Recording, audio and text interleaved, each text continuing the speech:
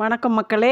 நான் இப்போ ஒரு 3 நாள் வீடியோ செய்த தர்மமும் நடந்த கர்மமும் அப்படின்னு சொல்லி உங்களுக்கு ஒரு 4-5 வீடியோ போட்டுட்ருக்கேன்.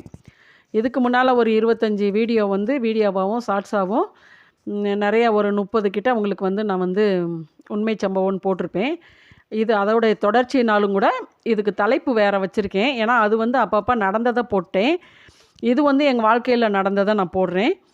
அதனால் தயவு செஞ்சு நீங்கள் பார்த்துட்டு உங்கள் மனசில் என்ன தோணுதோ தயவு செஞ்சு அதை ஒரு கமெண்டாவோ இல்லை நான் என்னை பொறுத்தளவில் 100% நான் சொல்கிறது உண்மை, சரிங்களா? இல்லாட்டி எனக்கு எவ்வளோ எதிர்ப்பு வந்திருக்குன்னு உங்களுக்கே நல்லா தெரியும். தயவு செஞ்சு உங்கள் மனசில் என்ன தோணுதோ அதை ஒரு சின்ன கமெண்டாக நீங்கள் கொடுங்க. ஃப்ரெண்ட்ஸ், நான் 10th முடித்தோடனே, அதாவது 8th வரைக்கும் ஹோலி கிராஸ் கான்வென்ட் கொடைக்கானலில் பாம்பார்புரத்தில் இருந்து அங்கே நான் படித்து முடிச்சுட்டு 9th 10th send John's girls high ஸ்கூலில் படித்தேன். அங்கே ஹோலி கிராஸ் கான்வென்ட்டில் படித்த அளவுக்கு எல்லாமே சிஸ்டருக்கு அனாதை பள்ளிக்கூடன்றனால அவங்க தான் எல்லாமே கவனித்தாங்க. ஆனால் சென்ட் ஜான்ஸ்க்கு வந்ததுக்கப்புறம் எனக்கு அப்போ ஸ்காலர்ஷிப்பு எதுவுமே இல்லை ஃப்ரெண்ட்ஸ். நல்லா படிப்பேன், நான் ஸ்கூல் பீப்புள் லீடராலாம் இருந்திருக்கேன். ஆனால் எனக்கு ஃபீஸ் கட்ட 20 ரூபா இல்லாமல் என்னோடய வாழ்க்கை அந்த நேரம் தொலைஞ்சு போச்சு. அந்த நேரம் 20 ரூபா கொடுத்து ஃபீஸ் கட்டாதவங்க நீங்கள் அடுத்து வரக்கூடாதுன்னு சொல்லி அவங்க விளையாட்டாக சொல்லியிருந்தா கூட அடுத்து எனக்கு போகிறதுக்கு அந்த வயசில் நமக்கு மனசு கஷ்டமாக இருக்கும். ஏன்னா ஃபீஸ் கட்டலாம் நம்ம எப்படி போகிறதுன்னு. எங்கள் அம்மாவாலேயும் அந்த நேரத்தில் அந்த ஒரு 20 ரூபா கொடுக்க முடியல. ஏன்னா எங்கள் அம்மா அப்பாவும் ரொம்ப கஷ்டப்பட்டுட்டு இருந்தாங்க. இவர் அதான் சொன்னேன்ல, இந்த அம்மாவை கல்யாணம் பண்ணிட்டு கூப்பிட்டு போயிட்டாருன்னு சொல்லி இவரும் போயிட்டார்.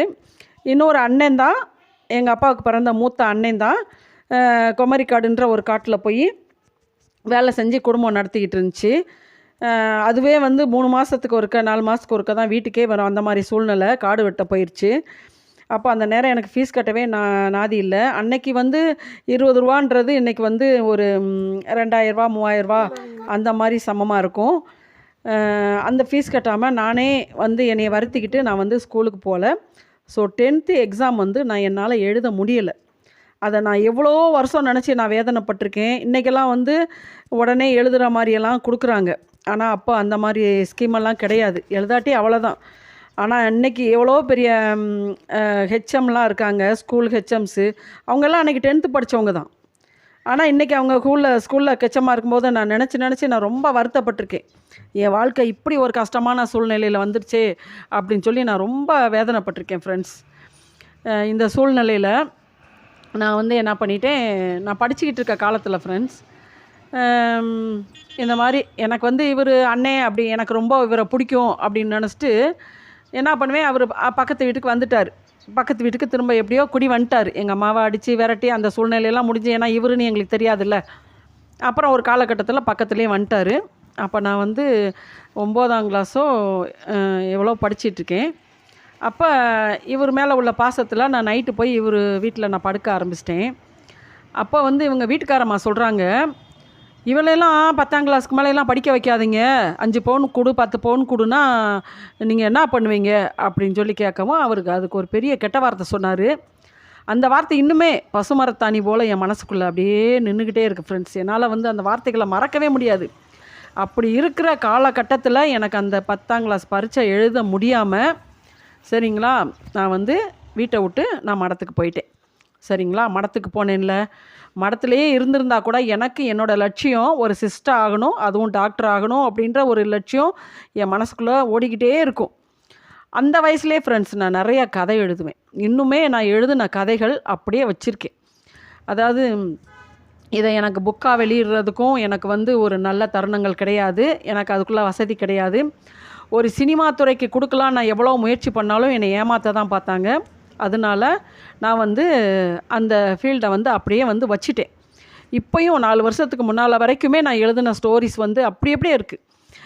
என்னென்ன நடிகருக்கு இந்தந்த ஸ்டோரி நல்லாயிருக்கும், இந்தந்த நடிகருக்கு இன்னென்ன ஸ்டோரி நல்லாயிருக்கும்னு இன்னுமே ஒரு 5 ஸ்டோரி அப்போ உள்ள ஸ்டோரி.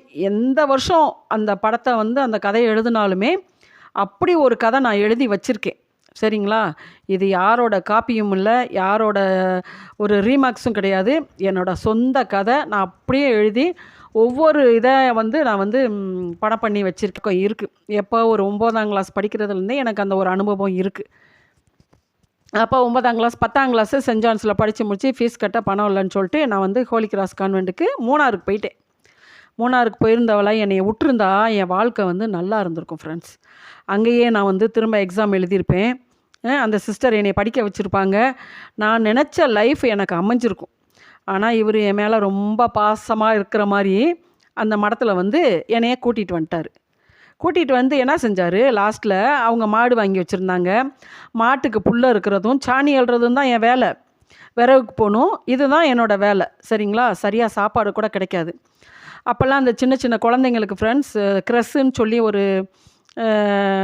ஒரு சங்கம் ஆரம்பித்து அங்கே வந்து அமெரிக்காவிலேருந்து வர இந்த மைதா மாவு, கோதுமை மாவு, மஞ்சள் மாவு, கோதுமை, பால் பவுடர் இதெல்லாம் கொடுப்பாங்க. அப்படி கொடுத்து இவர் பொண்டாட்டியும் அதை வாங்கிட்டு வந்து வீட்டில் வச்சுருப்பாங்க ஃப்ரெண்ட்ஸ். எனக்கு பசி தாங்க முடியாமல் நான் என்ன பண்ணுவேன், அதை கொஞ்சம் திருடி தின்றுவேன். அந்த அந்த மாவை பெட்டிக்குள்ளே போட்டு ஒரு இரும்பு பெட்டிக்குள்ளே போட்டு பூட்டி வச்சுருப்பாங்க. என் பசியில் நான் அதை கொஞ்சம் எடுத்து தின்றுவேன். தின்னுட்டு எனக்கு மூத்தவன்ட்ட சொல்லி கொடுத்து என்னையே அவ்வளோ விளக்கமாத்தில் அடிப்பான் ஃப்ரெண்ட்ஸ். அந்த மாவு ஒரு கை மாவு தின்னதுக்கு அவனும் சேர்ந்து தான் ஃப்ரெண்ட்ஸ் தின்றுப்பான்.